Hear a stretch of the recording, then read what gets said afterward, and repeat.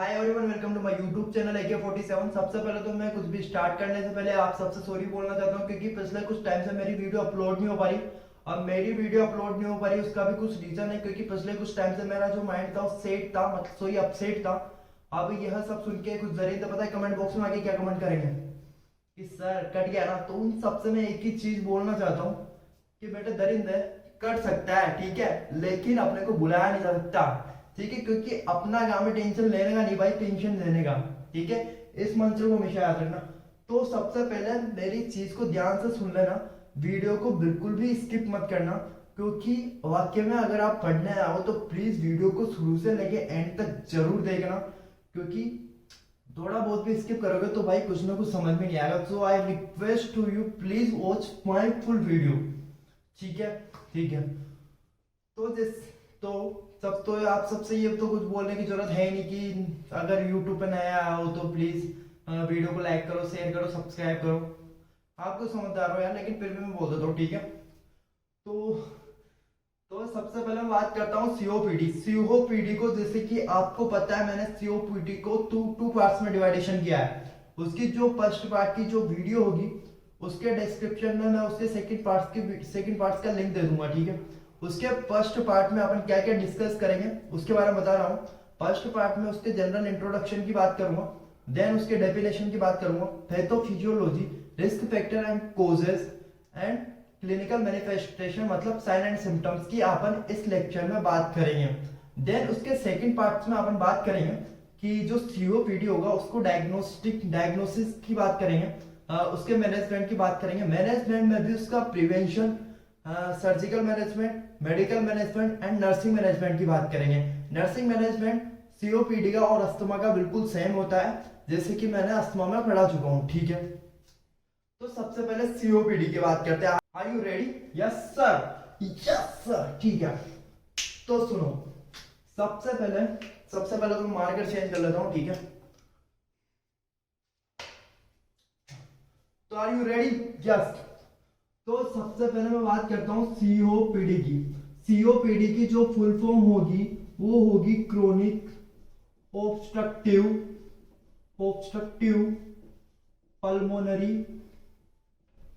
Pulmonary disease, ठीक है। Then COPD के टू नाम्स और होते हैं, ध्यान से सुनना। सीओपीडी के दो नाम और होते हैं, COLD।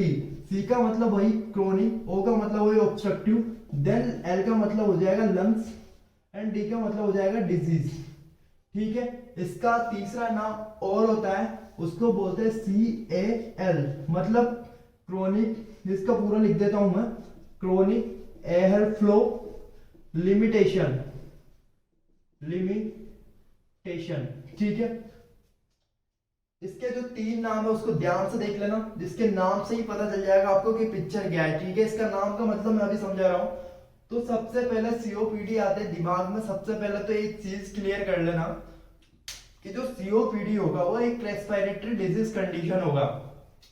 मतलब अगर यह रेस्पिरेटरी डिजीज कंडीशन होगा तो क्या मेनली इफेक्ट हमारे लंग्स को करेगा। लंग्स में भी ये बेटा हमारे मेनली इफेक्ट हमारे एयरवेज को करेगा। एयरवेज में भी ब्रोंका तो ब्रोंक्यूल्स को सीओपीडी इफेक्ट करेगा। जैसे कि अब मैं इसका मतलब बताता हूं कि जैसे कि सीओपीडी होगा, सी का मतलब होता है क्रोनिक, क्रोनिक का मतलब होता है यह एक लॉन्ग टर्म डिजीज, मतलब यानी कि लॉन्ग टर्म डिजीज या कंडीशन होगा। अगर यह लॉन्ग, ध्यान से सुनना, अगर यह लॉन्ग टर्म डिजीज कंडीशन होगा मतलब ये स्लोली होगा, मतलब इसको टाइम लगेगा, ठीक है। ये मतलब इसको टाइम लगेगा, जैसे कि क्रोनिक का, जैसे कि इसको धीरे धीरे होगा, इसको टाइम लगेगा। जैसे कि कोई भी बंदा है या बंदी है, जैसे कि पता है सब स्मोकिंग करते हैं, सब नहीं लेकिन मैक्सिमम लोग करते हैं, ठीक है। तो जैसे कि उसने स्मोकिंग 15 से 20 साल की एज में उसने स्टार्ट कर ली, ठीक है। अब 15 से 20 साल की उम्र में उसने स्टार्ट करी, देन 15 से 20 साल तक उसने रेगुलरिटी रखी, मतलब 45 to 50 एज आ गई उसकी। तो 50 एज तक उसके सिम्टम्स दिखाई देंगे कि भाई तू स्मोकिंग कर रहा है, जिस वजह से ये तेरे सीओपीडी डेवलप हो गया, मतलब तेरे अस्थमा हो गया, अस्थमा के बाद तेरे सीओपीडी हो गया, क्योंकि सीओपीडी एक ग्रुप ऑफ डिजीज होता है, ठीक है। तो ये अभी मैं पूरा पिक्चर समझा दूंगा, धीरे धीरे मैं सब खोल दूंगा, ठीक है। उसके बाद ध्यान से सुन लेना, स्लोली स्लोली होगा, टाइम लगता है धीरे धीरे, मतलब टाइम लगता है, मतलब पहले लेस सिवियर था, देन सिवियर होता जाता है, ठीक है। उसके बाद मैं बात करता हूँ ऑब्स्ट्रक्टिव। ऑब्स्ट्रक्टिव का मतलब क्या होता है कि किसी भी प्रकार की जो एयर फ्लो है, एयर फ्लो में बाधा, ठीक है, बाधा आ जाएगी या किसी भी प्रकार की रुकावट आ जाएगी। अब ऑब्स्ट्रक्शन मतलब मेरे को पता लग गया सर कि किसी भी प्रकार की बाधा आ गई। अब इसकी पिक्चर क्या है यार, तो मेरी बात ध्यान से सुनना। सीओपीडी में क्या होता है, जो मेनली इफेक्ट हमारे एयरवेज को करता है। जैसे कि अपने को पता है, अपन ने O2 को नोज के थ्रू इनहेल कर लिया। O2 को नोज के थ्रू इनहेल करने के बाद वो किस में गया, वो गया फेरिंग्स में गया सर। देन उसके बाद trachea divided into two part, right primary bronchus and left primary bronchus, जैसे कि वो ये डायग्राम में दिख रहा है। Right primary bronchus enter to right lung, left primary bronchus enter to left lungs, ठीक है। जैसे कि ये राइट लंग्स है, ये लेफ्ट लंग्स है, ये राइट प्राइमरी ब्रोंका है, राइट प्राइमरी ब्रोंका है, और ये लेफ्ट प्राइमरी ब्रोंका है। उसके बाद right primary bronchus and left primary ब्रोंका है, फर्दर डिवाइडेशन होता है सेकेंडरी ब्रोंका में। ये मैं अस्थमा और न्यूमोनिया में भी पढ़ा चुका हूँ। अगर यहाँ पे समझ में नहीं आया, मतलब समझ में तो क्यों नहीं आएगा, अगर कुछ भी डाउट रह जाए तो प्लीज एक बार न्यूमोनिया और अस्थमा की भी वीडियो जरूर देख लेना। उसके बाद ये टर्स में डिवाइडेशन हुआ। देन उसके बाद ब्रोंक्यूल्स में गया। ब्रोंक्यूल्स के जो बेटा जो टर्मिनल होगा, टर्मिनल पे क्या एल्वेलाई पाई जाएगी, ये सभी के टर्मिनल पे एल्वेलाई पाई जाएगी। और अपने को पता है कि जो एल्वेलाई होगी वो गैसेस का एक्सेस का एक मीडियम होगी। इतनी बातें समझ में आती है, समझ में आती है इतनी बातें, ठीक है सर, मुझे तो सब समझ में आ रहा है, आगे बढ़ो, ठीक है। तो सुनना, तो जैसे कि बेटा ये है अपनी एल्वेलाई। एल्वेलाई में क्या होगा, परमानेंट एयर भरी रहेगी, ठीक है। उसके बाद ये आ जाएगी एल्वेलाई के अराउंड में ब्लड कैपिलरीज पाई जाएगी, ठीक है। जैसे कि ये तो हो गई अपनी एल्वेलाई और ये हो गई ब्लड कैपिलरीज, ठीक है। और अपने को पता है कि एल्वेलाई में जो O2 प्रेजेंट होगी वो तो जाएगी ब्लड कैपिलरीज में। जैसे कि ये ब्लड कैपिलरीज में O2 गई, O2 ब्लड कैपिलरीज से जाएगी अदर सम टिश्यू में, क्योंकि अपने को पता है किसी भी टिश्यू को वर्क करने के लिए, फंक्शन करने के लिए, डेवलप होने के लिए उसको O2 की तो रिक्वायरमेंट होगी। और O2 की रिक्वायरमेंट उसकी कहां से पूरी हो रही है, O2 की रिक्वायरमेंट उसकी एल्वेलाई से पूरी हो रही है, क्योंकि एल्वेलाई में जो O2 प्रेजेंट है वही तो ब्लड कैपिलरीज से अदर सम टिश्यू में जा रही है, ठीक है। उसके बाद ब्लड कैपिलरीज में जो CO2 होगी वो एल्वेलाई में चली जाएगी, और एल्वेलाई से ये जो CO2 है वो आउटर एनवायरनमेंट में चली जाएगी, ठीक है। आउटर एनवायरनमेंट में चली गई, इनर एनवायरनमेंट से आज ये बहुत इजीली ये प्रोसेस चल रहा था, ठीक है। अब सीओपीडी में क्या होगा, ऑब्स्ट्रक्शन आ गया, मतलब कि जैसे कि ये एयरवेज है, एयरवेज में भी जैसे कि ब्रोंका है तो ब्रोंक्यूल्स है।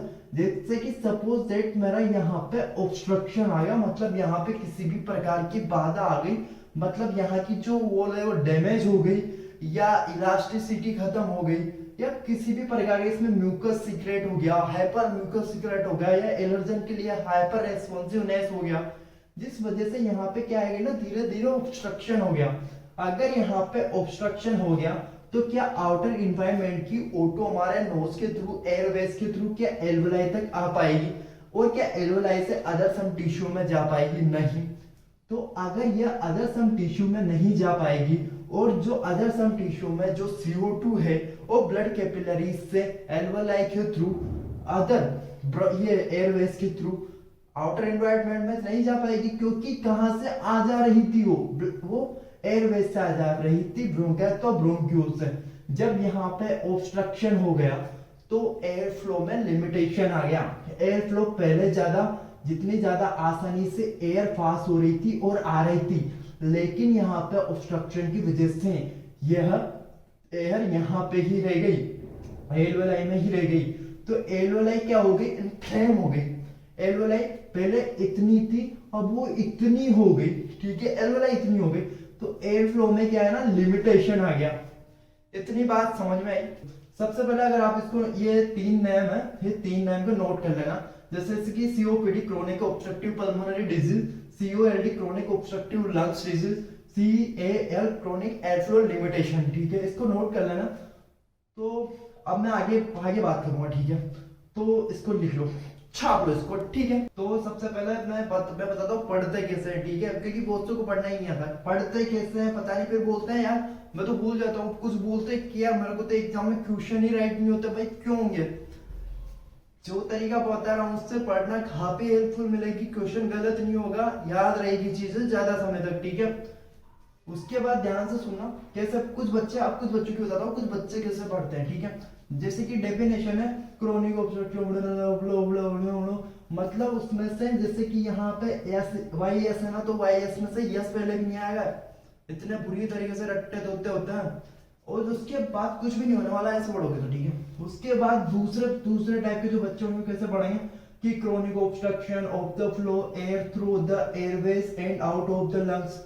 ठीक है यार, कि एयरवेज में होगा ऑब्स्ट्रक्शन आ जाएगा। ठीक है, इसमें इंक्लूड होगा प्रोग्रेसिव इरिवर्सिबल होगा। ठीक है, ऐसे पढ़ लेंगे। लेकिन यह भी तरीका गलत है, पता है क्यों? क्योंकि अगर आपको पढ़ना है ना, अगर आपको मैक्सिमम मार्क्स लाना है, अगर आपको मोर देन क्वेश्चंस राइट करना है एग्जाम में, तो आप कैसे पढ़ोगे? जैसे कि ये प्रोग्रेसिव है और ये इरिवर्सिबल, इसमें इंक्लूड होगा किसमें? सीओपीडी में। ठीक है, सीओपीडी में ये दोनों इन्वॉल्व होंगे।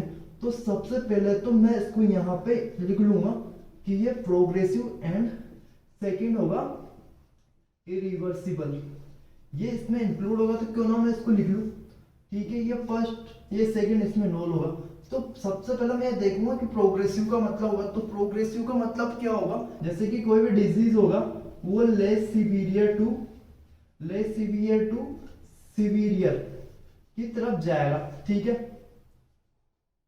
ये लेस सिवियर से सिवियर की तरफ जाएगा, मतलब यह लेस सिवियर से सिवियर की ओर प्रोग्रेस करेगा। ठीक है, प्रोग्रेस करेगा मतलब यह प्रोग्रेसिव है। ठीक है, उसके बाद इरिवर्सिबल का मतलब क्या होता है कि मतलब यह इरिवर्सिबल मतलब जैसे कि किसी पेशेंट को सीओपीडी हो गया तो वह वापस उसकी नॉर्मल कंडीशन में कभी नहीं आएगा। ठीक है, इसके जो नॉर्मल कंडीशन में नहीं आ पाएगा मतलब इरिवर्सिबल है। इसके जो सिम्टम्स होंगे उसको ट्रीटमेंट के थ्रू रोक सकते हैं, उसको और ज्यादा सीवियर होने को रोक सकते हैं, लेकिन उसको पहले जो कंडीशन थी नॉर्मल कंडीशन में वापस नहीं लाया जाएगा, तो वह इरिवर्सिबल है। उसके बाद सीओपीडी में क्या क्या इंक्लूड होगा? सीओपीडी एक ग्रुप ऑफ डिजीज होगा। ग्रुप ऑफ डिजीज मतलब इसमें दो या दो से अधिक डिजीज का कंबाइंड होगा। अब इसमें अगर दो या दो से ज्यादा डिजीज होगा तो यह इरिवर्सिबल ही होगा, क्योंकि वह पेशेंट रहेगा और नॉर्मल कंडीशन में तो आ नहीं पाएगा। उसको जो पेशेंट को जो ट्रीटमेंट उसका डायग्नोसिस करके उसके साइन एंड सिम्टम्स को रोक सकता है, उसको सिवियरिटी को और ज्यादा बढ़ा नहीं सकता। तो यह एक ग्रुप ऑफ डिजीज होता है। क्या होता है? यह एक, यहाँ पर लिख देता हूं मैं कि यह एक ग्रुप ऑफ डिजीज होगा। ठीक है, यह एक ग्रुप ऑफ डिजीज होगा। अगर यह ग्रुप ऑफ डिजीज होगा, इसमें भी ये ग्रुप ऑफ डिजीज में ये सब कुछ इसमें इंक्लूड होगा। फर्स्ट आ जाएगा emphysema, then second chronic bronchitis, then third irreversible asthma bronchitis. ठीक है, इसके बाद ये दोनों तो इंपॉर्टेंट है। अगर यह दोनों प्रेजेंट है मतलब सीओपीडी है, ये दोनों नहीं भी है तब भी कोई दिक्कत नहीं है, लेकिन ये दोनों अगर प्रेजेंट है तो सीओपीडी है। तो इन सब की अपन बात करेंगे। तो सबसे पहले इसकी डेफिनेशन को लिख लो और इसको लिख लो। ठीक है, उसके बाद एम्पाइसीमा की बात करेंगे, क्रोनिक इरिवर्सिबल ब्रोंकाइटिस की अपन बात करेंगे। सबसे पहले मैं एम्पाइसीमा की बात करूंगा। एम्पाइसीमा की बात करने से पहले इस डायग्राम को देख लेना कि मतलब उसमें ही आएगा। ठीक है, तो जैसे कि O2 को इनहेल किया, O2 को इनहेल करते हैं नोज के थ्रू, फेरिंक्स के बाद ट्रेकिया की फर्दर डिवाइडेशन प्राइमरी ब्रोंकाई, उसके बाद secondary bronchi, tertiary bronchi and और नैरो हो गया, स्मॉल और हो गया। तो ब्रोंक्यूल ब्रोंकियल्स के टर्मिनल पे अपने को बताया कि एल्वेलाई पाई जाएगी। ठीक है, ये एल्वेलाई होगी, ये एल्वेलाई पाई जाएगी। अब ये जो एल्वेलाई पाई जाएगी एयरवेज के टर्मिनल पर, इसमें क्या हो जाएगी? जो एल्वेलाई की वॉल है वो हो जाएगी डैमेज। एम्पाइसीमा में क्या होगा? जो ओल होगी, एयरवेज की जो ओल होगी, एल्वेलाई की जो ओल होगी वो डैमेज हो जाएगी, मतलब ये डैमेज होगी। और सेकंड क्या होगा, उसकी इलास्टिसिटी जो होगी वो खत्म हो जाएगी। जैसे अब यहाँ पे कोई एयर आई, एयर आते ही ये डिस्टेंडेड हो गया, और जैसे ही मतलब डिस्टेंडेड मतलब ये फूल गया, और जैसे ही एयर इसमें से बाहर निकल गई तो ये रिकॉइल्ड हो गया, मतलब वापस इसकी नॉर्मल पोजीशन में, नॉर्मल शेप में आ गया, तो ये रिकॉइल्ड हो गया।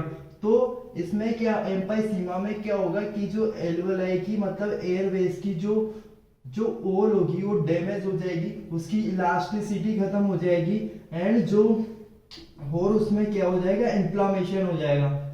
क्या हो जाएगा, इन्फ्लामेशन।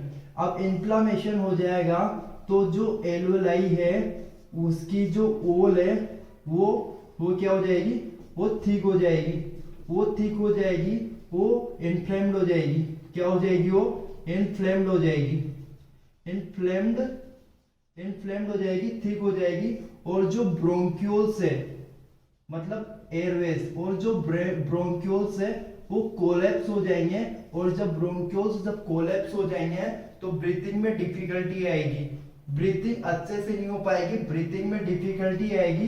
तो होल के डैमेज होने से और इलास्टिसिटी खत्म होने से क्या यह वापस एयर को इनहेल करते क्या डिस्टेंडेड हुआ, नहीं। क्या रिकॉइल्ड हुआ, नहीं, क्योंकि उसकी इलास्टिसिटी खत्म हो गई, वो डैमेज हो गई, और जो एल्वेलाई की जो वॉल है वो पहले से ज्यादा थिक हो गई, इन्फ्लेम्ड हो गई, और जो ब्रोंक्यूल्स है वो कोलैप्स हो गया, जिससे ब्रीथिंग में डिफिकल्टी आ गई।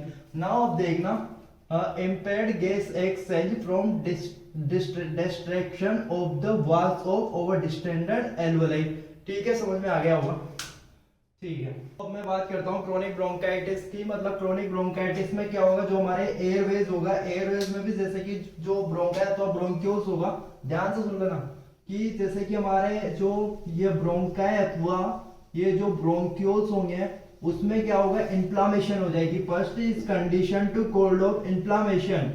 ठीक है, अब उसमें इन्फ्लामेशन हो जाएगा फर्स्ट, तो जैसे कि ये अपनी एयरवेज की वॉल है, अब ये थिक हो गई है, डैमेज हो गई, तो इसमें क्या हुआ ना, ये इन्फ्लामेशन हो गया। इन्फ्लामेशन की वजह से ये पहले ही नैरो हो गई, लेकिन ये क्रोनिक ब्रोंकाइटिस में क्या होगा ना, एक्सेसिव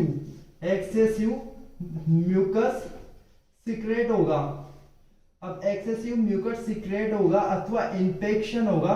कोई भी माइक्रो ऑर्गेनिज्म अगर हमारी नोज के थ्रू एयरवेज में जाएगा तो इंफेक्शन होगा, इंफेक्शन की वजह से उसमें एक्सेसिव म्यूकस सिक्रेट होगा, और जो म्यूकस होगा वो इन्फ्लामेशन की वजह वो यहाँ पे आ जाएगा, और जब वो यहाँ पे आ जाएगा तो क्या ये एयरवेज की जो ओल है वो और ज्यादा नैरो हो गई, वो और ज्यादा नैरो हो गई। क्या तो क्या गैसेस का एक्सचेंज प्रॉपर हो पाएगा, गैसेस का एक्सचेंज प्रॉपर नहीं हो पाएगा तो थर्ड कंडीशन क्या आ जाएगी कि गैस एक्सचेंज में लिमिटेशन आ जाएगी। ठीक है, गैस एक्सचेंज में लिमिटेशन आ जाएगी, क्योंकि जो एयरवेज होगा ब्रोंकाई अथवा ब्रोंक्यूल्स उसमें फर्स्ट कंडीशन में इन्फ्लामेशन हो गया, जिसकी वजह से वो पहले इसकी तुलना में ज्यादा नैरो हो गया।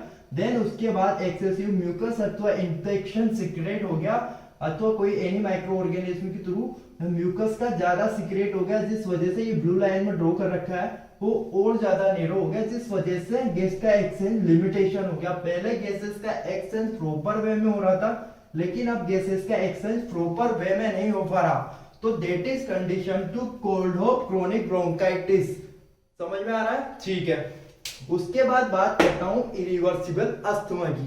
सबसे पहले तो देख लेना इधर कि मैं जो जनरली होगा, जो सीओपीडी होगा वो जैसे कि ये रिवर्सिबल लिखा मैंने।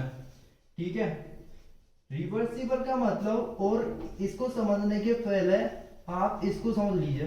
ठीक है, कि रिवर्सिबल और इरिवर्सिबल का मतलब क्या होता है। जो रिवर्सिबल होगा वो जनरली ट्रीटमेंट के थ्रू, मतलब किसी भी अपन ने हॉस्पिटल में जाके उसका ट्रीटमेंट लिया, उसका मैनेजमेंट से अपन उसको वापस नॉर्मल कंडीशन में ला सकते हैं। तो नॉर्मल कंडीशन में ला सकते हैं, that is called to reversible. But irreversible मतलब कि ये इरिवर्सिबल मतलब क्या होगा, किसी भी मेडिसिन उस पर इफेक्ट नहीं करेगी। अगर किसी भी मेडिसिन उस पर इफेक्ट नहीं करेगी तो यहाँ पे लिख लेना कि ये मेडिसिन इफेक्ट नहीं करेगी, मेडिसिन उस पर इफेक्ट नहीं करेगी और वो नॉर्मल कंडीशन, जो नॉर्मल कंडीशन थी उसमें वापस नहीं आएगा, तो वह इरिवर्सिबल अस्थमा है। जनरली रिवर्सिबल होगा, लेकिन सीओपीडी में क्या होगा, इरिवर्सिबल है, क्योंकि यह ग्रुप ऑफ डिजीज होगा।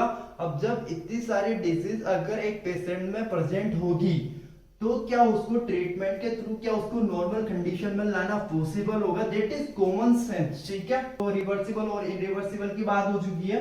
तो अपन ने अस्थमा में, तो मैं अस्थमा की बात कर देता हूँ, है ना। तो अस्थमा में क्या होगा, ये अस्थमा लिख रहा है, ठीक है। अस्थमा में क्या होगा, जो हमारे एयरवेज है, एयरवेज में भी जैसे कि ब्रोंका है तो ब्रोंक्यूल्स होंगे, उसमें क्या होगा, इन्फ्लेम्ड होगा, इन्फ्लामेशन होगा। अगर ये पहले से इन्फ्लेम्ड है, अगर कोई माइक्रो ऑर्गेनिज्म, सपोज दैट कोई भी वायरस, अगर वायरस या बैक्टीरिया या इन्फ्लुएंजा वायरस कुछ भी, अगर माइक्रो ऑर्गेनिज्म इस पर अगर इफेक्ट करेगा, इस पर अगर आकर वो इफेक्ट करेगा, तो ये जो एयरवेज है, ये जो एयरवेज है वो हाइपर रेस्पॉन्सिवनेस शो करेगा, हाइपर रेस्पॉन्सिवनेस शो करेगा। तो मतलब उसके सिम्टम्स क्या आएंगे, एक्सेसिव मतलब इन्फ्लामेशन हो जाएगा, एक्सेसिव नैरोइंग हो जाएगी, हाइपर म्यूकस सिक्रेशन हो जाएगा, ब्रोंकोस्पाज्म हो जाएगा, जो अपन ने अस्थमा में पढ़ा था। तो यही है, इसमें यही बोल रहा है, inflamed and constrict Airways obstruct air flow. ठीक है, ठीक है, मतलब अगर इतने सारे ऑब्स्ट्रक्शन हो जाएंगे तो वो नॉर्मल कंडीशन में नहीं आ पाएगा। ठीक है, इन्फ्लेम्ड हो जाएगा क्योंकि वो, और कॉन्स्ट्रिक्टेड हो जाएगा। ठीक है, तो इतनी बात समझ में, ठीक है। तो उसके बाद बात करता हूं मैं ब्रोंकाइटिस। ब्रोंकाइटिस में क्या होगा, जैसे कि ब्रोंकाइटिस में क्या होगा, mucus sticks to bronchi and infection inflammation. जैसे कि ये एयरवेज है, एयरवेज में क्या होगा, इन्फ्लेम्ड है, इन्फ्लामेशन है, और इसमें क्या होगा ना, ब्रोंकाइटिस में एक्सेसिव म्यूकस सीक्रेट होगा। एक्सेसिव म्यूकस को मैं इसको ब्लू लाइन से ड्रॉ कर देता हूँ, ये एक्सेसिव म्यूकस, और एक्सेसिव म्यूकस क्या होगा ना, यहाँ पे चिपक जाएगा और ज्यादा से ज्यादा म्यूकस सीक्रेट होता जाएगा और वो यहाँ पे चिपकता जाएगा। ठीक है, समझ में आ रही है पूरी बात है। और जब वो यहाँ पे चिपक जाएगा तो क्या ये नैरो हो जाएगी, और जब यहाँ पर जैसे जैसे म्यूकस का एक्यूमुलेशन एयरवेज में बढ़ता जाएगा, ध्यान से सुनना, जैसे जैसे एयरवेज में म्यूकस का एक्यूमुलेशन बढ़ता जाएगा, तो जो ये एयरवेज है, ये पहले इतने थे, क्या इतने हो गए। अब उसमें क्या होगा ना, अब इसकी वजह से, इस कंडीशन की वजह से क्या होगा, कोई भी जो माइक्रो ऑर्गेनिज्म होगा, कोई भी माइक्रो ऑर्गेनिज्म जैसे कि वायरस हो गया, बैक्टीरिया हो गया, इन्फ्लुएंजा वायरस हो गया, वो क्या होगा ना, बहुत इजीली इसको इन्फेक्शन ला सकता है, इसको इन्फेक्ट कर सकता है बड़े इजीली तरीके से। क्यों करेगा, क्योंकि ये पहले से ही ठीक है, पहले से ही इन्फ्लेम्ड है, पहले से ही म्यूकस का हाइपर सिक्रेशन है, मतलब ये एक वीक पोर्शन हो गया। तो एयरवेज भी माइक्रो ऑर्गेनिज्म के अगेंस्ट कोई मतलब ये जो एयरवेज भी माइक्रो ऑर्गेनिज्म के अगेंस्ट कुछ नहीं करेगा, क्योंकि वो वीक हो गया, वीक पोर्शन हो गया। तो माइक्रो ऑर्गेनिज्म भी इजिली अटैक करके उसमें इन्फेक्शन कोज करता जाएगा।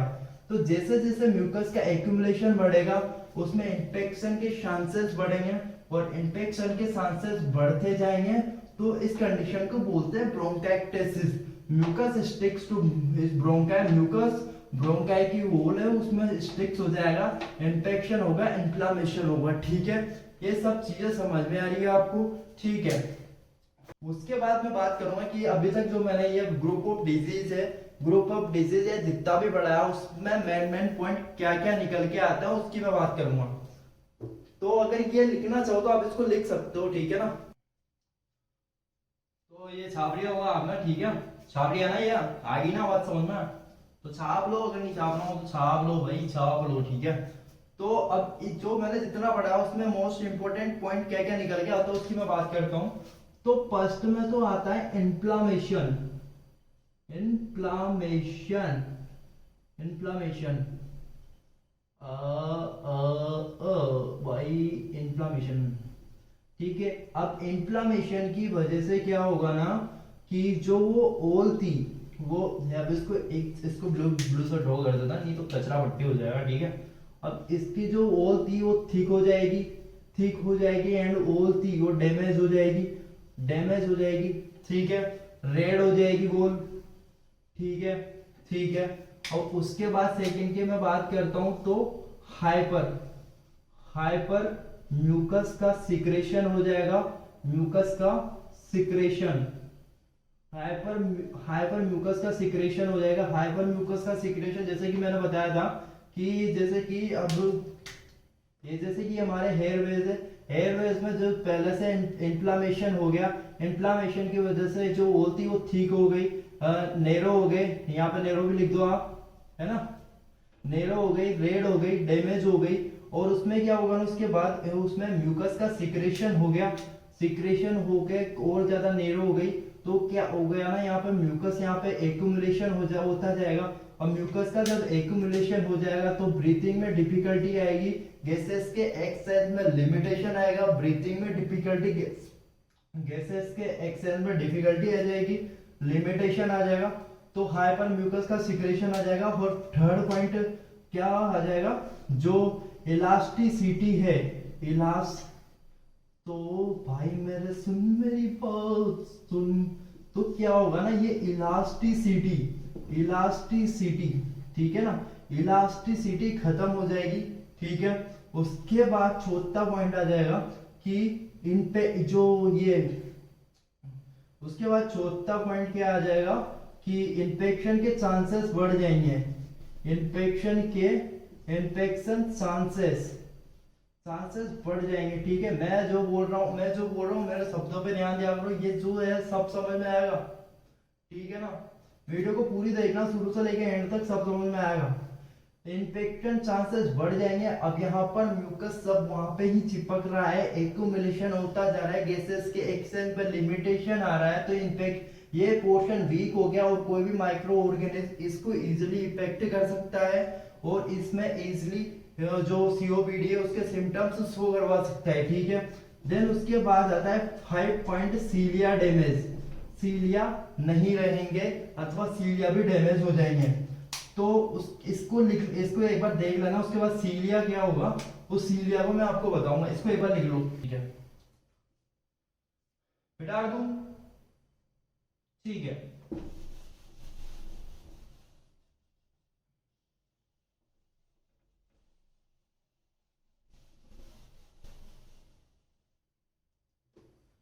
जैसे कि अब मैं बात करता हूं, जैसे कि पांचों पॉइंट मैंने बताया था, सीलिया, सीलिया सीलिया क्या होगा ना, डैमेज हो जाएगा। अब जैसे कि यहाँ पर ये यहाँ पे इन्फ्लेम्ड हो गया और यहाँ पर क्या हो गया, यहाँ पर म्यूकस का सिक्रेशन हो गया, जिस वजह से गैसेस के एक्सचेंज में लिमिटेशन आ गई। ठीक है, लिमिटेशन आ गई है ना। अब सीलिया क्या होगा, सीलिया एक हेयर लाइक, ये क्या होगा सीलिया, ये हेयर लिख रहा है भाई, दोबारा लिख देता हूँ नहीं तो नहीं कुछ दरिंदे बोलेंगे सर क्या लिखते हो सर, है ना। तो हेयर लाइक स्ट्रक्चर होता है सीलिया, जो स्ट्रक्चर होता है जो प्रेजेंट होता है हमारे एयरवेज में। अब ये एयरवेज में प्रेजेंट होगा सीलिया, वो हेयर लाइक स्ट्रक्चर होगा और उसका जो फंक्शन होगा, फंक्शन को भी मैं यहाँ पर लिख देता हूँ कि वो फंक्शन होगा, वो होगा म्यूकस को आगे बढ़ाने में। मतलब जैसे कि यहाँ पे कोई म्यूकस आया, म्यूकस अब पहले यहाँ पर था, अब ये क्या है ना, ये चलते जाएंगे, घूमते जाएंगे, चलते जाएंगे और ज्यादा, मतलब ये ऐसे ऐसे चलेंगे तो क्या है ना, म्यूकस यहाँ से यहाँ आ जाएगा, यहाँ आ जाएगा। तो ये इतनी ज्यादा कोशिश कर देना कि जो म्यूकस है वो अपने माउथ, जो म्यूकस है वो हमारी एयर के थ्रू आउटर एनवायरनमेंट में चला जाए। लेकिन क्या होता है ना, सीओपीडी एक ग्रुप ऑफ डिजीज होगा, तो जब ऑब्स्ट्रक्शन आ जाएगा, जब गैसेस का एक्सेस में काफी हद तक लिमिटेशन आ जाएगी, तो क्या है ना, ये सीलिया है, ये सीलिया भी बेटा डैमेज हो जाएगा, डैमेज हो जाएगा, जिस वजह से इसका भी कोई काम नहीं होगा, सीलिया डैमेज हो जाएगा। इलास्टिसिटी जब लूज हो रही है, सीलिया डैमेज हो रहा है, तो डिफिकल्टी इन ब्रीथिंग, ब्रीथिंग में काफी ज्यादा डिफिकल्टी आ रही है। ठीक है, तो बात करते हैं अपन causes and risk factor of COPD. COPD के कॉजेज एंड रिस्क फैक्टर क्या क्या होंगे जिससे सीओपीडी होगा और डेवलप होगा। तो ध्यान से सुन लेना, एक एक चीज को बहुत अच्छे तरीके से लिख रहा हूं मैं यहाँ पे। ठीक है, ठीक है। तो सबसे पहले होगा वो cigarette, cigarette smoke, cigarette smoke अथवा अदर एरिटेंट। अदर एरिटेंट का मतलब जैसे कि सिगरेट स्मोक, जैसे कि कोई सिगरेट स्मोकिंग कर रहा है, जैसे कि उसके जो जो एयरवेज है वो पहले से नैरो है, इन्फ्लेम है, और वो थिक हो गई, उसकी वॉल डैमेज हो गई, और वो सिगरेट से अगर उसको काफी हद तक उसको इरिटेट करते जा रहा है, तो उसको उसकी जो पहले से उसकी वॉल जो डैमेज थी, इन्फ्लामेशन हो गया, इरिटेट, और उसके बाद स्मोकिंग करता जा रहा है, करता जा रहा है, तो वो एक सीओपीडी को डेवलप करने की कंडीशन बढ़ा रहा है। और अदर इरिटेंट का मतलब होता है जैसे कि कोई भी, जैसे कोई अदर पर्सन अगर स्मोकिंग कर रहा है और उसका जो धुआं है वो अगर हमारी नोज के थ्रू अगर हमारे अंदर एंटर करता है, तो इसमें आता है अदर इरिटेंट्स में। देन उसके बाद मैं सेकंड की बात करता हूँ, exposure to polluted air and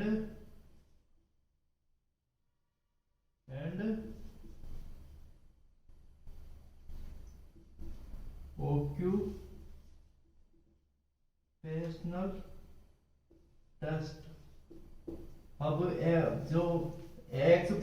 इसका क्या मतलब हो गया, exposure to polluted air and occupational dust, मतलब किसी भी पोल्यूटेड एयर, जैसे कि किसी भी प्रकार के पोल्यूशन हो रहा है, उसकी एयर को अगर वो एक्सपोजर कर रहे हैं, एक्सपोज कर रहा है, एंड ऑक्यूपेशनल डस्ट जैसे कि उसका वर्क प्लेस हो गया, होम प्लेस हो गया, वहां पे कुछ ऐसी एरिटेंट जो एयर वाले जो ब्रोंका, तो ब्रोंक्यूल मतलब जो एयरवेज होती है उसको अगर इरिटेट करेंगे, तो वो भी सीओपीडी की जो कंडीशन है उसको डेवलप कर सकती है। देन उसके बाद मैं बात करता हूं एम्पाइसीमा। एम्पाइसीमा में जैसे कि मैंने आप बताया था कि जो एयरवेज की जो वॉल है वो थिक हो जाती है, डैमेज हो जाती है, इलास्टिसिटी खत्म हो जाती है और थिक हो जाती है, जिस वजह से भी जो अगर थिक हो जाएगी तो ये कंडीशन भी रहेगी, वो सीओपीडी का डेवलप कर सकती है। ठीक है, उसके बाद मैं बात करता हूं chronic bronchitis. Chronic bronchitis, chronic bronchitis का मतलब क्या होगा, जैसे कि इसमें एयरवेज में इन्फ्लामेशन हो गया, थिक हो गई, डैमेज होगी, इलास्टिसिटी खत्म हो गई, और अब क्रोनिक ब्रोंकाइटिस का मतलब उसमें म्यूकस भी आ गए, इन्फ्लामेशन हो गया। देन उसके बाद ये इसी लाइन से बता रहा हूँ, 10 बार बता दिया भाई, है ना। तो ये इन्फ्लामेशन की, ये म्यूकस आ गया, म्यूकस की वजह से और ज्यादा नैरोइंग होगी, गैसेस के एक्सचेंज में काफी ज्यादा डिफिकल्टी होगी, है ना। तो ये क्रोनिक ब्रोंकाइटिस भी एक सीओपीडी को डेवलप कर सकता है। Deficiency of alpha 1 trypsin enzyme, ये क्या होगा, अल्फा 1 ट्रिप्सिन एक प्रकार का एंजाइम होगा जो हमारे लीवर से प्रोड्यूस होगा। ये क्या काम करेगा, जैसे कि एयरवेज में जो इन्फ्लामेशन हो गई, एयरवेज की वो जो डैमेज हो गई, वो थिक हो गई, वो नैरो हो गई, उसको क्या करेगा, प्रोटेक्ट करेगा, वो लंग्स के इन्फ्लामेशन होने से उसको रोकेगा, उसमें किसी भी माइक्रो ऑर्गेनिज्म को खाने से मतलब उसको रोकेगा, उसको इन्फ्लामेशन को रोकेगा, हाइपर म्यूकस सिक्रेशन को रोकेगा, और जो उसको नैरोइंग है उसको रोकेगा। अगर इसके ये वर्क होते हैं, ये लीवर से प्रोड्यूस होगा, अगर इसकी डेफिशिएंसी हो जाएगी तो इन्फ्लामेशन बढ़ जाएगा, इन्फ्लामेशन बढ़ जाएगा तो गैसेस के एक्सचेंज में दिक्कत आ जाएगी, डिफिकल्ट इन ब्रीथिंग हो जाएगी। ठीक है, तो उसके बाद मैं बात कर रहा हूँ अस्थमा। तो अस्थमा क्या होगा, जैसे कि जो ब्रोंकाई जो एयरवेज है ब्रोंका, तो ब्रोंक्यूल्स उसमें इन्फ्लामेशन हो गया, वो हाइपर म्यूकस सिक्रेशन कर रही है, एक्सेसिव नैरोइंग हो गई, ब्रोंकोस्पाज्म हो गई। तो अगर वो कंडीशन अगर और ज्यादा सीवियर होती जाएगी तो वो फिर सीओपीडी को डेवलप करेगी। ठीक है, उसके बाद साथ में आ जाएगा एक्सपोजर टू स्मोक। देख लेना भाई, एक्सपोजर टू स्मोक का मतलब क्या होगा, जैसे कि मैंने ये बता ही दिया कि स्मोकिंग क्या कर रहा है। और यहाँ पे कुछ टोबैको भी लिख सकते हैं अपन। ये टोबैको भी अगर कोई कोई एक्सेसिव काफी लॉन्ग टाइम से अगर वो टोबैको यूज कर मतलब टोबैको खा रहा है, तंबाकू खा रहा है, सिगरेट पी रहा है, तो इस वजह से भी सीओपीडी को डेवलप हो सकता है, क्योंकि ये क्रोनिक होता है, धीरे धीरे होता है, टाइम लगता है। तो ठीक है, इस दरिंदों को जितना पढ़ा उतना सबको समझ में आ रहा है या बस चल रहा है ऐसा? बस चलना तो बाकी मैं सब देख लूंगा, ऐसा तो नहीं चल रहा ना भाई, बिल्कुल पूरा समझ में आ रहा है। देखो अगर लेक्चर ले लो तो समझ में आना चाहिए।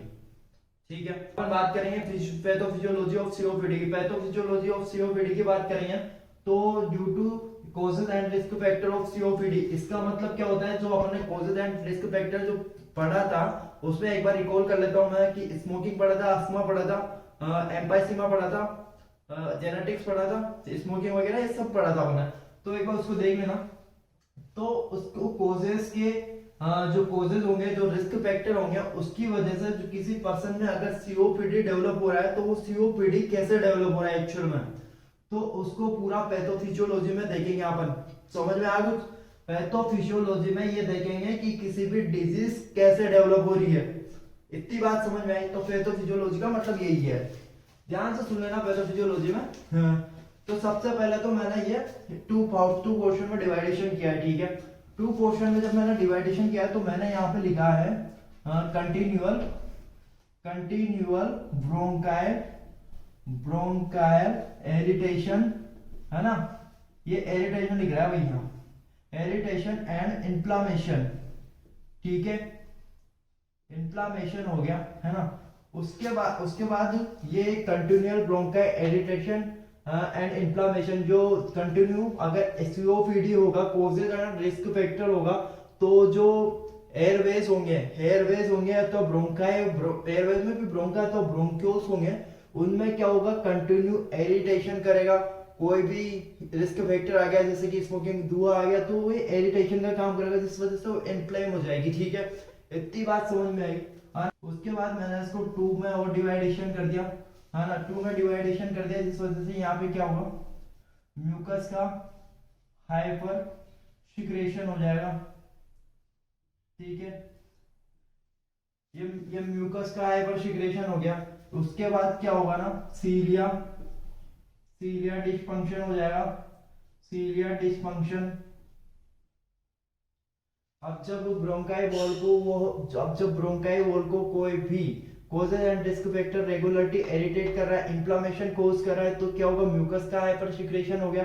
म्यूकस का जब हाइपर सिक्रेशन हो गया फिर क्या होगा, सीलिया डिस्फंक्शन। मतलब मैंने बताया था कि जो एयरवेज में जो सीलिया प्रेजेंट होगा वो म्यूकस को आगे की तरफ धकेलने का वर्क करेगा, लेकिन वो सीलिया भी डिस्फंक्शन हो जाएगा, जिस वजह से म्यूकस वहां का वहीं रहेगा। ठीक है, इतनी बातें समझ में आएगी होगी। और उसके बाद मैं क्या बता रहा हूं, मैं बता रहा हूं कि एडिमा एंड स्मूथ मसल्स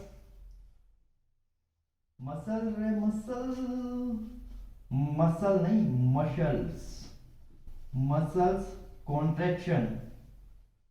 ठीक है, तो जिसकी वजह से क्या हुआ ना, सीलिया ये म्यूकस वहां पे ये सीलिया डिस्फंक्शन हो गया, तो आगे नहीं बढ़ पा रहा, तो वहां पे क्या है ना, फ्लूइड का एक्यूमुलेशन है। एडिमा मतलब फ्लूइड का वहां पे एक्यूमुलेशन हो गया, स्मूथ मसल्स कॉन्ट्रैक्शन हो गया। ठीक है, जिस वजह से क्या होगा ना, नैरोइंग हो जाएगी, ये narrowing of the small Airways, ये स्मॉल एयरवेज और जो एयरवे है उसमें क्या आ जाएगा, ऑब्स्ट्रक्शन आ जाएगा। ठीक है, और जो ऑब्स्ट्रक्शन आ जाएगा, दो पेन से लिखता हूं, नहीं तो भाई कुछ भाई बोलेंगे कि सर क्या लिखते हो उधर। ठीक है ना, तो जिसकी वजह से जो कंडीशन कोज होगी वो होगी क्रोनिक ब्रोंकाइटिस। ये ब्रोंकाइटिस है, थोड़ा ये ब्रोंकाइटिस लिखा है, ठीक है। तो जैसा कि वहां पे फ्लूइड का एक्यूमुलेशन हो गया, म्यूकस का हाइपरसिक्रेशन हो गया, सीलिया डिसफंक्शन हो गया, तो म्यूकस वहां का वही है जिस वजह से फ्लूइड का एक्यूमुलेशन हो गया, जिस वजह से narrowing of the small Airways, जो स्मॉल एयरवेज थे जैसे कि ब्रोंका तो ब्रोंक्यूल्स होंगे, उनमें क्या है ना नैरोइंग हो जाएगी, क्योंकि इन्फ्लामेशन की वजह से मैंने ये बताया कि ये है, ये जैसे कि ये हमारे एयरवेज है, एयरवेज में भी इन्फ्लामेशन होने की वजह से ये इन्फ्लामेशन हो गया, तो ये पहले की तुलना में नैरो होंगे। लेकिन हाइपर म्यूकस का सिक्रेशन होने की, ये हाइपर म्यूकस का सिक्रेशन जैसे कि यहाँ पे हो गया, तो ये और ज्यादा नैरो हो गया, तो narrowing of the small Airways हो गया। क्यों हो गए? क्योंकि एयरवे में ऑब्स्ट्रक्शन आ गया, किसी प्रकार की बाधा आ गई, जो CO2 है बॉडी से बाहर नहीं आ पा रही, मतलब जा पा रही, और जो O2 है वो आउटर इन्वायरमेंट से बॉडी के अंदर नहीं आ पा रही, जिस वजह से एयरवेज का ऑब्स्ट्रक्शन हो गया। इस कंडीशन को बोलते हैं क्रोनिक ब्रोंकाइटिस, ठीक है। क्या बोलते हैं इस कंडीशन को? Chronic bronchitis. तो इसको मिटा देता हूं मैं, है ना। देन उसके बाद मैं बात करूंगा कि इंक्रीज्ड इन्फ्लामेटरी मीडिएटर्स,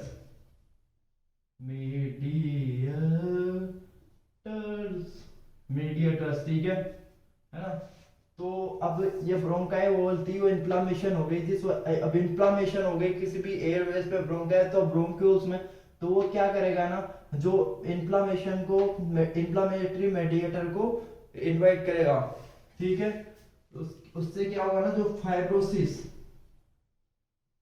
ये fibrosis and thickness bro, thickness, ठीक है। तो ये थिकनेस ऑफ ब्रोंकियल वॉल, है ना। अब ये इन्फ्लामेशन हो गया, तो इन्फ्लामेटरी मीडिएटर्स वहां पे आ गई, जैसे कि साइटोकाइनिन वहां पे आ गया, तो वो क्या करेगा ना, जो हमारे एयरवेज है, एयरवेज में भी जो ब्रोंका है, तो ब्रोंक्यूल से इन्फ्लामेटरी मीडिएटर्स वहां आ गए, जैसे कि साइटोकाइनिन, वो क्या करेंगे, fibrosis and thickness of bronchiole wall, जो ब्रोंक्यूल वॉल है, फाइब्रोसिस मतलब उसको हार्डनेस प्रोवाइड करेंगे एंड थिकनेस प्रोवाइड करेंगे, ठीक है। जिस वजह से वो और नैरोइंग हो जाएगी और एयरवेज में ऑब्स्ट्रक्शन आ जाएगा, इसको भी क्रोनिक ब्रोंकाइटिस बोलते हैं, ठीक है। उसका देन उसके बाद मैंने इसको एक और इधर डिवाइडेशन किया था, तो इसमें बताया था एल्फा 1 एंटी, ठीक है, एंटीट्रिप्सिन डेफिशिएंसी। तो एक बार फिर बता देता हूं मैं कि ये एल्फा 1 है भाई। तो एक बार फिर बता देता हूं मैं कि एल्फा 1 एंटीट्रिप्सिन का क्या काम होगा, जो भी इन्फ्लामेशन होगा या इलास्टिसिटी होगी, इन्फ्लामेशन को रोकेगा, इन्फ्लामेशन होने को रोकेगा, इलास्टिसिटी को खत्म करने से, इलास्टिसिटी को लूज होने से उसको बचाएगा, प्रोटेक्ट करेगा, प्रिवेंट करेगा, ठीक है। उसको रोकेगा कि भाई इन्फ्लामेशन नहीं करना अपने को, ठीक है, अपने को, क्योंकि डिफिकल्टी ऑफ ब्रीथिंग नहीं आना चाहिए, ठीक है। तो अगर इसमें डेफिशिएंसी आ जाएगी, तो क्या ब्रोंका है, तो ब्रोंक्यूल्स में जो एयरवेज है उनमें इन्फ्लामेशन आ जाएगा, उसकी इलास्टिसिटी खत्म हो जाएगी, उसकी जो वॉल है क्या वो डैमेज हो जाएगी, ठीक है, हो जाएगी। तो अब आगे मैं बात करता हूँ, सब आ जाएगा आगे, टेंशन मतलब धीरे धीरे सब खोल दूं। अब जिसका दरिंदो अब देख लेना, है ना। तो ब्रेकडाउन ऑफ इलास्टिन है मेरा भाई, दोबारा लिख देता हूँ, नहीं तो कुछ दरिंदा बोलेंगे सर क्या था ये। तो ये इलास्टिन, इलास्टिन, ठीक है, elastin in connective tissue of lungs, है ना। तो मतलब क्या होगा, अब एंटीट्रिप्सिन में डिफिशियंसी आएगी, तो कंफर्म सी बात है कि वहां पे इन्फ्लामेशन कोज होगा, है ना। म्यूकस जो वॉल है वो डैमेज होगी, इलास्टिसिटी लूज हो जाएगी, खत्म हो जाएगी।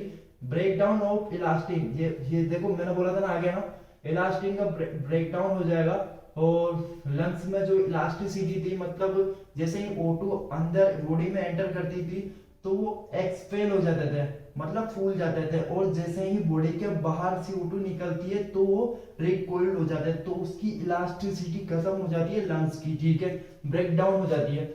अब उसके बाद क्या हुआ ना, lose of lose of elastin, elastin recoiled है ये रिको, अरे यार, तो ये क्या है, रिकॉइल्ड, रिकॉइल है, recoil, recoil of bronchial wall. तो आप सुनना इसको, चल तो रहना भाई ये।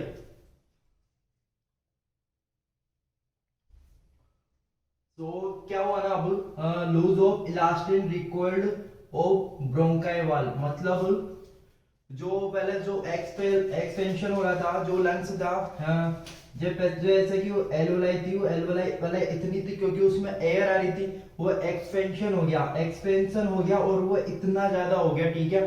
अब वो इतना ज्यादा क्यों हुआ, क्योंकि उसकी इलास्टिन खत्म हो गई, इलास्टिन खत्म हो गई और जो उसकी वॉल है वो डैमेज हो गई, जिस वजह से वो और उसका ऑब्स्ट्रक्शन आ गया, ऑब्स्ट्रक्शन की वजह से उसमें एयर है वो एक्सपेंशन, एक्सपेंशन हो गई और एक्सपेंशन की वजह से जो एल्वेलाई इतनी थी वो इतनी हो गई, ठीक है। अब बाकी आगे की पिक्चर की आगे बात करूंगा मैं, ठीक है। तो उस वजह से क्या हुआ ना, हाँ, ये destruction, destruction of alveolar, alveolar walls of capillaries, capillaries. तो क्या हुआ ना, destruction of alveolar wall of capillaries, तो डिस्ट्रक्शन हो जाता है alveolar, alveolar wall and capillaries में, ये एंड है भाई यहाँ पे। तो डिस्ट्रक्शन हो जाता है एल्वोलर वॉल और कैपिलरीज पे डिस्ट्रक्शन हो जाता है, ठीक है। जिसकी वजह से क्या होती है ना, तीन कंडीशन होती है, तीन कंडीशन में क्या क्या होता है अब उसको देखता है, अब उसको देखते हैं कि तीन कंडीशन क्या क्या आती है। तो एनलार्ज्ड, एनलार्ज्ड एयर स्पेस, ठीक है। सेकंड पहले मैं लिख देता हूँ तीनों को, उसके बाद बताऊंगा, है ना। एनलार्ज्ड, उसके बाद क्या हुआ, एयर ट्रैपिंग, ध्यान से सुन लेना मेरे भाई, एयर ट्रैपिंग ऑन एक्सपायरेशन, ठीक है। उसके बाद ये तीसरा क्या हो जाएगा, impaired, impaired gas diffusion, diffusion, ठीक है।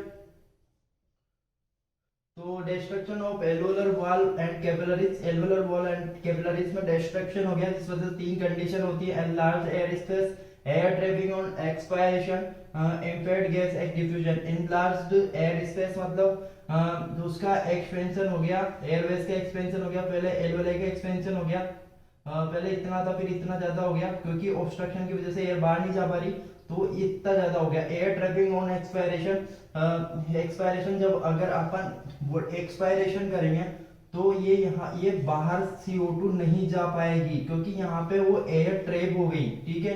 इम्पेयर्ड गैस डिफ्यूजन का मतलब क्या होगा, इसका मतलब ये होगा कि ना तो बॉडी में आउटर एनवायरनमेंट की O2 आएगी और ना तो O2 आएगी इसमें और ना ही CO2 बाहर जाएगी, तो इसका मतलब इम्पेयर्ड गैस डिफ्यूजन हो गया। तो ये सब कंडीशन मिलके बनाती है एम्पाइसीमा, क्या बनाती है, इसको मैं अलग पेन से ड्रॉ कर देता हूँ, है ना।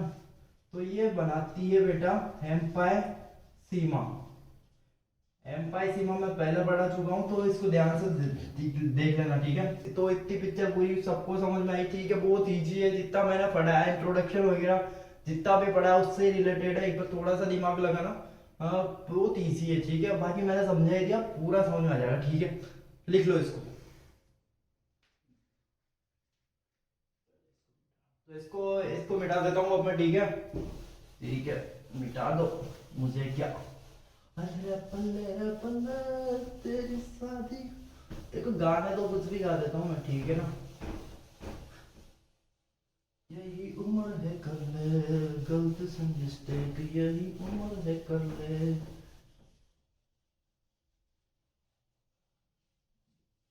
मिस्टेक,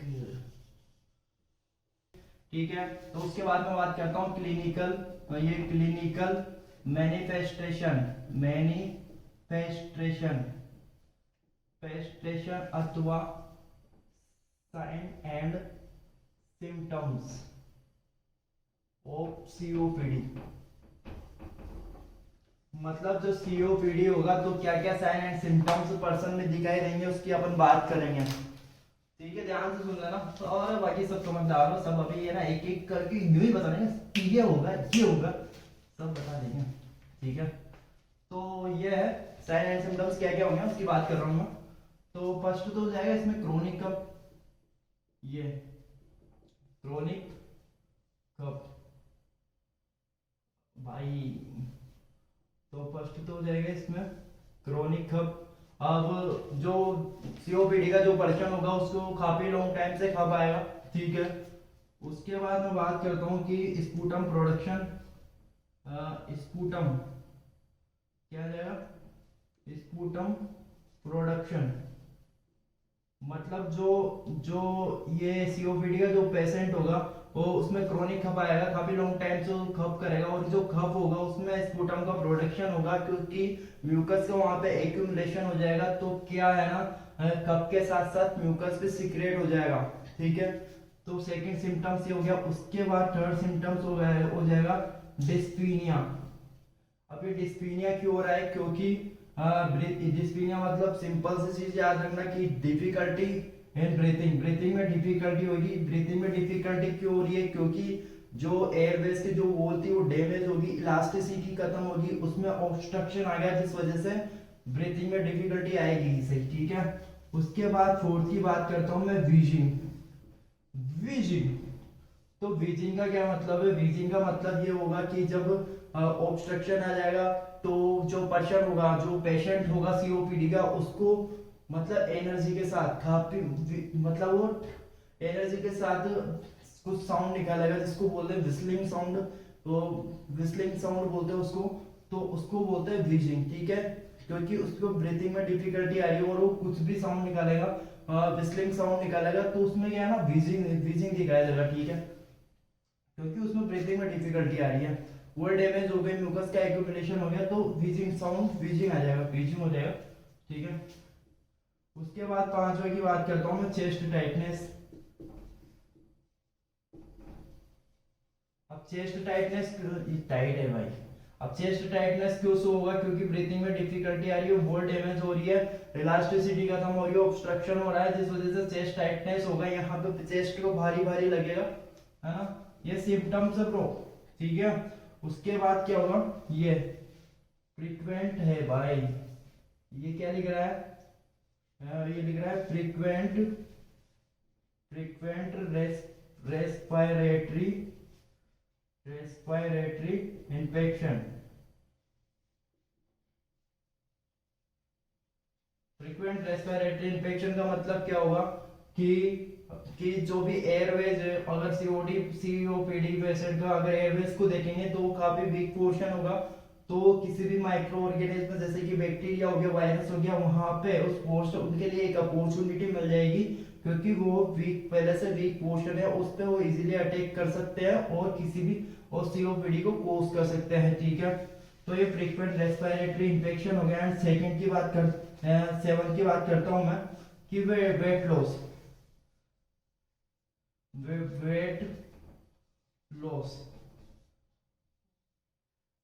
अब जब सीओपीडी वाला पेशेंट होगा वो क्या, उसमें क्या है ना, ब्रीथिंग में डिफिकल्टी आ रही है, ब्रीथिंग में डिफिकल्टी आ रही है, म्यूकस का हाइपर सिक्रेशन हो रहा है, जिस वजह से क्या है ना, वो फूड का प्रॉपर तरीके से इंटेक नहीं कर पा रहा, जिस वजह से उसका वेट लॉस होता जाएगा।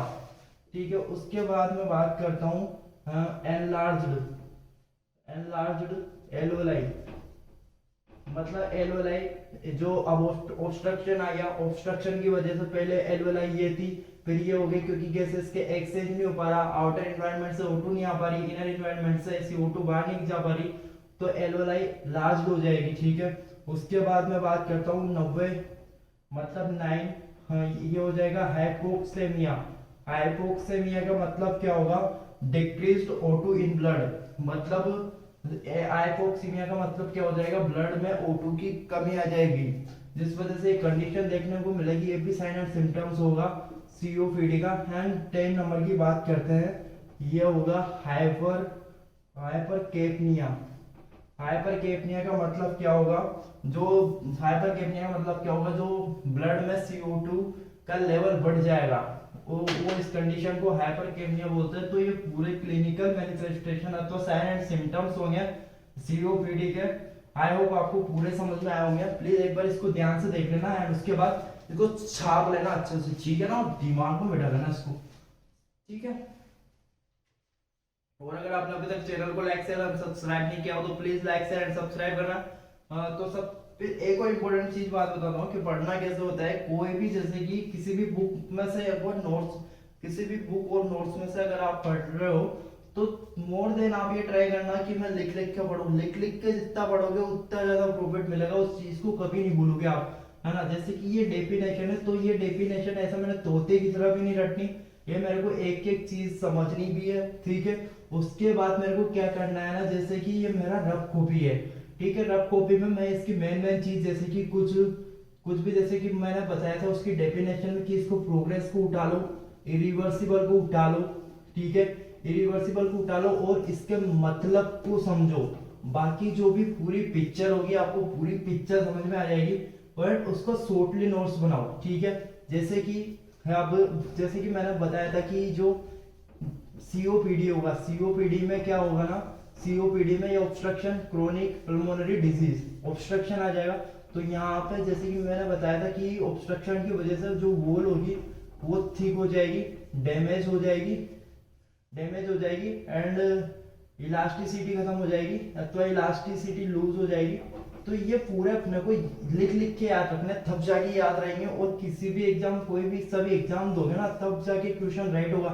ऐसे नहीं वॉल होगी और थिक होगी डैमेज होगी खब, ऐसे तुम्हारे भी याद नहीं रहे भाई, अगले दिन भूल जाएगा तू, ठीक है। तो लिख लिख के पढ़ना, सब कुछ याद रहेगा। थिकनेस होगी, डैमेज होगी, इलास्टिसिटी उसकी खत्म हो जाएगी, ठीक है। तो ऐसे पढ़ना है, मतलब अपने खुद के नोट्स बनाना। आप कॉपी में लिख रहे हो तो लिख भी ऐसे नहीं, तो सेम टू सेम नहीं छापना, अपने शॉर्टली एक नोट्स बनाना जिसकी वजह से आपको अच्छे से याद रहे, ठीक है। Thanks for watching. अगर चैनल को लाइक शेयर एंड सब्सक्राइब नहीं किया हो तो please like share and subscribe करना ताकि ऐसी वीडियो और ज्यादा ला सकूं एंड आपकी हेल्प कर सकूं। Thanks for watching.